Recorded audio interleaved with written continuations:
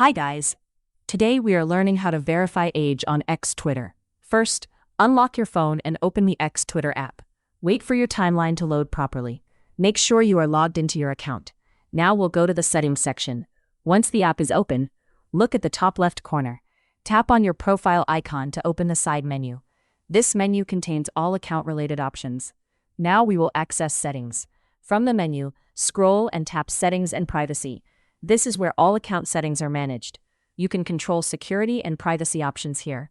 Now we will go into Security Settings. Inside Settings, find Security and Account Access. Tap on it to open security-related options. This section controls account safety and verification. Now we'll move toward Identity Verification. From the available options, tap Security.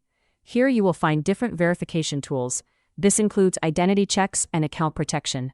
Now we'll proceed to ID verification. Now look for ID verification and tap it.